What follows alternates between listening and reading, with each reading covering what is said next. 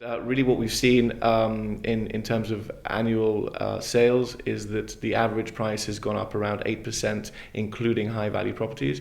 If we exclude the top 10%, the average has gone up about 4 to 5%. We prefer to sort of bring that and tone it down to an average of 5% across the board, given that top end and high value properties, which can reach between 3, 5, 4, 4, 5, 6 million pounds rather, can sort of warp these figures. So from a property perspective, an annual average, I'd say we've seen a 4 to 5% increase.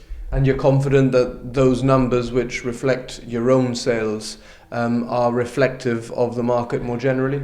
I think in general terms, yes. I mean, obviously we don't know what all sales in Gibraltar are. We know what we are. We're not suggesting by any stretch of the imagination that we do the majority of them, but I'd say that we do a substantial part of sales in Gibraltar. I think in general terms, when you look at the averages that we've got, excluding high value, we're talking about an average of £450,000. If you look at property prices generally in Gibraltar, you'll see that they are between the low end of, say, £175,000, £200,000 up to £750,000 to £1 million. So that sort of fits within where we are.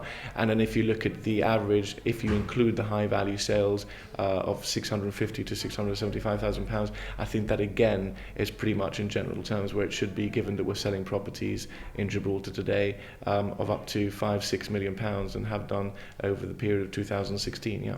Tell us a little bit about that emerging ultra high-end market. We're talking about dream homes, aren't we? Yeah, absolutely. I think it's a reflection of how well Gibraltar's done and hopefully how well Gibraltar will continue to do. And I think if you see even the high volume developments, whether it be King's Wharf Phase 2, Midtown and others, the specifications, the layouts, etc., are in keeping with really what we're hearing from clients who are coming over and saying, we'd like something a little bit more. And I think we should be happy about the fact that there are aspirations from clients who normally maybe years ago wouldn't have spent too much time in Gibraltar and now are saying, actually, we like Gib, we want to spend more time in Gib, can we have something a bit better? And I think across the board we've seen an improvement of properties, even at the lower end, even when you look at government affordable housing schemes and you look at maybe what was built 15, 20 years ago and you're looking at what's being built now, that's an improvement. I think that can only be a positive sign for Gibraltar as an economy and a society.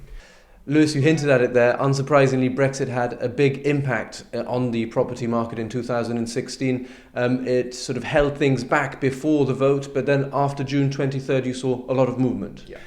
So we were really sort of, holding our breath and very concerned. Perversely, we've ended up having the best third and fourth quarter of a year in 20 years in terms of volume of sales as well as some high value sales. The reality is that when clients come to Gibraltar, they're coming from areas where you have very high taxes, you have the insecurities, you have terrorism issues, security issues, etc.